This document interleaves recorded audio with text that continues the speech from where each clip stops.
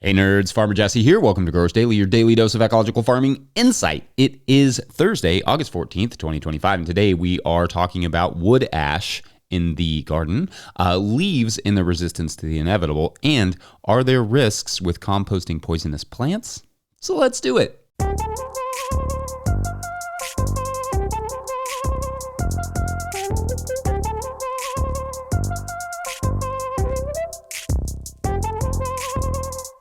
All right, happy Thursday, party people. I hope everyone enjoyed our episode yesterday with Nathan Rutz of Tilth Soil. That was very fun for me. I always enjoy talking to Nathan. Finally got some of my vaster brassicas done and started this week. As you will remember, I had to order those seeds, along with some more spinach. The spinach in particular is going to love the 96 degrees / 35.5 degrees Celsius temps that they're calling for next week. But really, who wouldn't? What's another heat wave before we declare this summer almost done? For good old time's sake. Also, speaking of extreme weather, just wanted to send our friends in the Chattanooga, Tennessee area some love for the flooding they are going through right now, hoping everyone is safe and that your farms and gardens are managing. Brutal stuff, y'all. Hopefully this show helps to inspire all of us to continue to work on ecological restoration of this world that will help mitigate these extreme weather events for future growers and communities. Got a great conversation, in fact, on this exact topic for next Wednesday, so be on the lookout for that. All right, as has become tradition on these Thursdays, we use the day to catch up on Patreon questions over at patreon.com/no-till growers, where Patreon members, there is now the August show thread for you to decorate with your questions, themes, comments, whatever you want. This project is just as much as yours as it is mine. You rock. Our first Patreon question of this Thursday comes to us from Casista, who writes, quote, "Is there much of a difference between fireplace ash and biochar other than structure? I confess a great deal of ignorance on the relative merits of fireplace ash, and it has become a topic around the house. I use a lot of composted horse manure, so that's my starting NPK. We use various New England hardwoods such as oak, maple, hickory, and birch. I'm starting a willow coppice, so there will be some renewable willow in the future. Would fireplace ash be helpful, harmful? Some sources say fireplace ash kills weeds due to pH, so I'm getting mixed messages and do not really know where to look for answers. Is there a role for fireplace ash in the garden, or should we use it as grit for ice season?" End quote. All right, thanks, Casista, and a great question here that, to some extent, I am surprised has not really come up before, interestingly. But that is also one of the things that continues to surprise me about the show.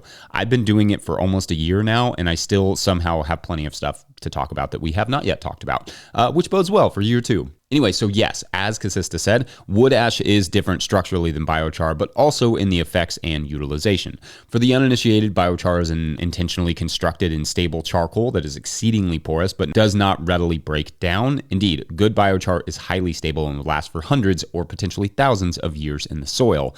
And although wood ash from a stove, for instance, will often contain small amounts of stable charcoal, wood ash is more readily broken down and the nutrients contained therein more accessible to soil microbes and then effectively plants. Now, there is actually some science here that gives us a good indication as to what wood ash is capable of, because I think, like you said, there is a lot of mixed messaging out there, and perhaps busting some of those wood ash myths is a subject for a good future episode. So adding wood ash to the garden will increase the pH, says the science, which if you already have slightly alkaline soils, then using wood ash directly in the garden may not be the best approach, as it would, potentially only further that issue.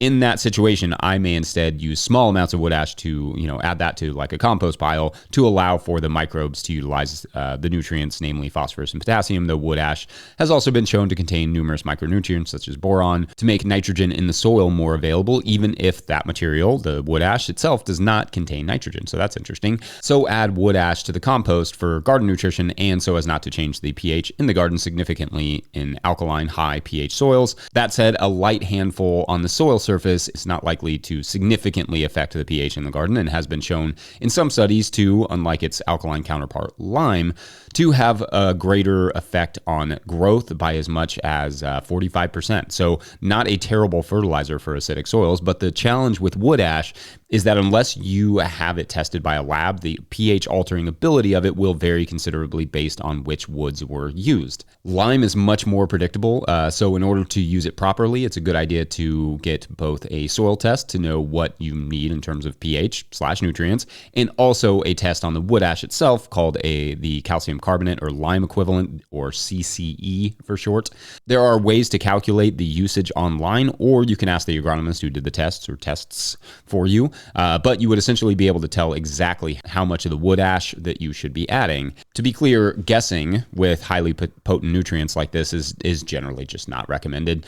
The other important consideration is to keep it out of waterways and keep wood ash piles out of floodplains so as not to risk contaminating water and aquatic life. Growers should make sure to wear a mask when spreading the wood ash and or mix it with a little bit of soil just to keep it from blowing around. And I recommend the mask because you ain't trying to fertilize those lungs, and I don't know that it'd be that effective anyway. Anyway, that's kind of the gist. I would not myself use it for any sort of weed control because that could cause, other issues like, runoff issues or long-term pH issues down the line. It is maybe possible. It could work, but I'm not sure that any nutrient overloads are the best approach to weed control, generally speaking. As far as grip for the ice, I don't necessarily see any problem with that as long as, it's not, again, in a waterway or something like that and you're putting down in heavy loads. Anyway, maybe a myth-busting episode on wood ash in a later date. I hope that was helpful, Casista. Otherwise, we're going to take a quick break, and when we come back, the stubborn leaf. BRB. Hey, Jesse, it's Mike Barnes from Lamb's Quarters Farm. I'm up here in Ontario, Canada, where we're in a really dry drought season right now. So my fail this year is my sweet corn. In addition to there being no water, my battery for keeping the raccoons is dead. And so the raccoons have been pretty much eating it nonstop. Today's episode is brought to you by Farmhand. We know it's peak season, you're busy, but the messages you send now are what drive renewals later. That's why Farmhand is offering free instant access to their farmer-built newsletter builder. No demos, no setup fees, just drop your logo, upload your list, and start sending farm-branded emails that boost sales, engage members, and save you hours each week. Get free access today at farmhand.partners/no-till. That's farmhand.partners/no-till. All right, back to the show. If you, the listener, are enjoying this podcast, getting even a small amount of value from it, consider supporting our work over at patreon.com/no-till-growers. I will try to get to questions from everywhere that questions come in, but I will always get to your Patreon questions. Now, today's second Patreon question comes to us from Patreon member Dwight Yoder, who writes, quote, I have a constant flow of kitchen vegetable waste, about 2 to 4 gallons per week for composting, but room for only one compost pile. I use a flexible circular container for composting, 4 feet high and 4 feet in diameter. I turn the pile every 5 days or so and incorporate the new material into the pile. It heats up to 130s and then over the next few days decreases to about 115. We're talking Fahrenheit. Before I add new material when I turn the pile. The base carbon material is live oak leaves, which fall in March and break down very slowly. Despite the frequent turning and incorporating of new nitrogen into the pile, the leaves are still fairly intact after 4 months. I have been assuming that the constant recreation of the thermophilic environment was a good thing, but the process is slower than I thought. Am I on the right path? Do I need to do something different or just be more patient? End quote. All right, great question here, Dwight. Love this. And the short answer is that you are actually likely speeding up the decomposition process of those leaves. They are just that stubborn. Now, the challenge with the leaves is that they contain a lot of lignin, basically the stuff that makes leaves rigid. This is a difficult organic material for the bacteria typically active in a hot compost pile to break down. Those bacteria mainly want the wet, slimy stuff. The hard cellulose heavy stuff is less desirable because its nutrients are less accessible, and so it takes a lot more work to decompose them. Think of it like the difference between chewing on a stick versus chewing on a leaf of lettuce. If you have your druthers, you're probably going with the lettuce. Now, the things that can decompose leaves well are fungi and shredders, like arthropods and those sorts of things that don't love the heat and the disturbance inherent in an active, regularly turned compost pile like you were describing. In terms of compost, the leaves are often broken down after the thermophilic stage, in the curing stage, when the fungi and all those little critters can sort of colonize the pile and start breaking down some of the harder materials. Then in commercial composting, for instance, the remaining leaf matter may be sifted out by larger composters and added to another pile as, maybe like a partial inoculant and or just like an additional carbon. Now, the heating and additions of wet materials and turning and all of that will likely help to break the leaves down slightly faster. But like I've said before, Almost nothing breaks down more slowly than leaves in our compost regimens. Usually, if I get a leaf pile in the fall and can actively manage it by adding nitrogen and keeping it really, really moistened and covering it, with a tarp and turning it occasionally, I can get it broken down enough to use without too much sifting by June of the next year. It will still have leaf particles in it for sure, but it will be usable for surface applications, or with a little bit of sifting, I can use this material a bit earlier or directly in the soil, because the more broken down parts, like for instance, any grass or whatnot that came with the leaves, will have decomposed by 6 months or so. Making sure to mow the leaves will help. You want them nice and chopped up because the surface area increases with smaller size, so it will break down more readily. Anyway, I hope that was helpful or insightful or something along those lines. Great question, and wishing you well on the composting. Otherwise, we're going to take a quick break, and when we come back, we will discuss risks of composting poisonous plants. Oh, that sounds fun. Be right back. Or maybe just do like a 5-minute segment of me just doing this. Cold. Nice. Perfect. Hey, it's Jasmine in North Alabama, and the fail here isn't the eaten up hibiscus, it is all this grass. I've cleared this bed multiple times. It just stays really wet and the grass keeps coming back. I threw some flower seeds out, so thankfully at least some of them came up, but I'm gonna have to come up with a plan for this grass. Farmer Claire Coleman here from the Winter Growers Podcast. Did you know that I also founded Real Farmer Care, a nonprofit that supports farmer well-being? From my own experiences farming, I knew firsthand that this type of support was missing from ag, so I decided to do something about it. As of today, there are over 500 farmer recipients of a $100 self-care award, with more applying daily. If you'd like to help, each $100 donated supports one new farmer. Visit realfarmercare.com to donate and learn more. Again, that's realfarmercare.com. All right, our third and final Patreon question of this Thursday comes to us from Tony Anschutz, who writes, quote, "Hey Jesse, thanks for the shout out last week. I'm a new Patreon member, but have been watching all your videos and content for many years." Thanks, Tony. My question: I have about 1 acre home garden here in Catalonia, which keeps me very busy, but it's not commercial in any way. I compost everything. I have 5 large compost bins and spend a lot of time keeping the temperature and contents right.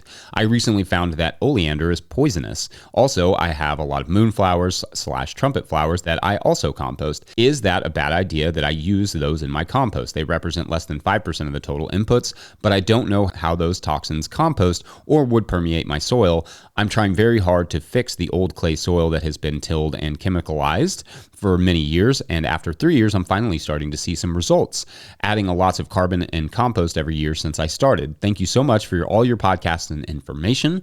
In every show, I find something useful." End quote. Awesome. Love this, Tony. Thanks for the great question. And also, it is super cool that we are getting so much viewership from all over the world. I feel like there's been somebody from a different country in almost every episode in the last week. So shouts to all of our Catalan listeners. And I think you all have had some wildfire issues as well recently. So I hope that everyone has fared well through that. Okay, so to your question about risks with certain plants and their toxicity when it comes to composting. Now, I will say from the outset that toxins found in plants by and large have much shorter half-lives, the amount of time it takes for half of a present toxin to break down, decay, disintegrate, etc., than, say, the toxins we create through synthesizing chemicals and fortifying those with petroleum-based products. Like, for instance, the risk with persistent herbicides is that they are created with persistence in mind. The manufacturers want the chemical to stay in the soil and block weeds for as long as possible. That is kind of their point. For chemicals in plants, they are not that selfish. They just want to protect themselves and their progeny, so those chemicals do not tend to last quite as long after the plant has died or been decomposed. Even some of the more persistent natural chemicals like juglone from walnuts, for instance, will decompose in well-managed compost piles pretty readily, kept moist and turned properly, of course. Although maybe there are exceptions for basically any and every toxic plant that I can think of, a well-managed compost pile will deconstruct and render harmless pretty much any residual chemicals. The concerns in compost piles would be any synthetic chemical residue or heavy metal contained on the plants being composted, even trees. Things like poison ivy or poison oak could be a concern if the compost pile is not managed well and the leaves or branches are not adequately decomposed. But in a well-managed compost pile, this should it really shouldn't be an issue. And I might just recommend wearing gloves when you handle it just to be on the safe side, but by and large, there should be no issue there. Leaves from golf courses can sometimes contain large amounts of herbicides, so be careful where the materials come from. That's an important factor. Nature doesn't have a huge desire to poison itself for long periods of time. No, that's humans' brand. That's us. We like to create things that help industry and harm humans because our society is based on favoring money over health. So when we create persistent herbicides, for instance, whose half-life can be several months to years, our goal is to make the work less on the farmer so they can save money on labor regardless of the health outcomes down the line to them or to their customers and so on. Then composting material with residual persistent chemicals concentrates their toxicity. So the long and short of it is that the majority of plant toxins will be decomposed in the composting process, probably within a few days, but certainly by the time the compost pile has cured, a few months. Obviously, there may be exceptions that I'm not currently thinking of, but by and large, plant chemicals do not have the same level of staying power, especially in hot-turned compost piles. Man-made chemicals and heavy metals, often applied by humans, however, not so much. They kind of like to stick around. So anyway, let me know your all's thoughts, and I hope that's helpful. Otherwise, I think we are going to call it a Thursday. Don't forget, No-Till Growers is now officially a nonprofit 501c3, so donations are tax deductible and greatly appreciated. You can learn about how to do that in the show notes. Please make sure to like and subscribe and or follow wherever you're getting this podcast. That's an easy way to help us out as well. Enormous thank you to all of our show sponsors. And if you'd ever like to sponsor the show, you can reach out to Farmer Michelle at notillgrowers.com. Huge shouts to Willie Breeding for the theme music, Mike Hilbert for the production help and editing. Also, shouts to Epidemic Sound for the background music that you can hear.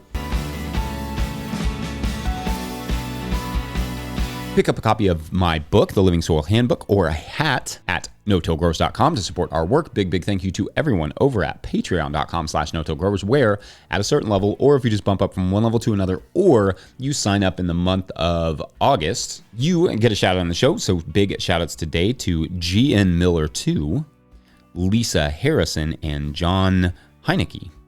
That's fun to say. Anyway, I'm not sure if I'm saying it right, but it is fun to say. All right, so as you will remember, Zeke, our very enthusiastic plumber, is helping a local and mysterious scientist. I mean, we kind of think of him as mysterious. He thinks what he does is kind of normal, but, social situations are just not his strong suits. It's kind of a, you know how that goes. Anyway, as Zeke is snaking the drain where the clog is, the tool is suddenly yanked out of his hands and slams against the drain. The scientists ask Zeke what would cause such a reaction, and Zeke laughs. Absolutely nothing that should be in a drain would cause that reaction. So Zeke tells the scientist he's going to have to cut the pipes and investigate.